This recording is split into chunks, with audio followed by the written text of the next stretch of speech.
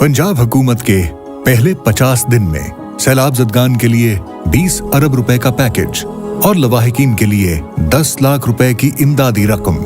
सूबे भर में सेहत कार्ड की बहाली और तौसी का अमल जारी।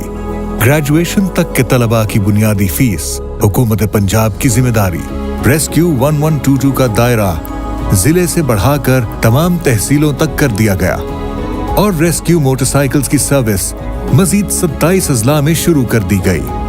एहसास राशन रियायत प्रोग्राम के जरिए कम आमदनी वाले 1 करोड़ घरानों को राशन पे 40% तक की रियायत। इमरजेंसी वार्ड्स में मुफ्त अद्वियात की फराहमी। महकमा सेहत में एड हॉक भर्तियों पर पाबंदी खत्म कर दी गई। 88 हाईवे पेट्रोलिंग पोस्ट की मंजूरी दे दी गई। PITB के बनाए गए सैलाब फंड के पोर्टल में क्रेडिट कार्ड से 1 अरब से जायद की रकम जमा।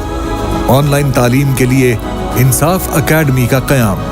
प्रॉपर्टी ट्रांसफर फीस कम करके सिर्फ 1% कर दी गई। पुलिस के शोहदा की फैमिलीज की पेंशन में 4 गुना इजाफा। तब्दीली का सफर हुआ है शुरू, अब होगी तरक्की हर सू।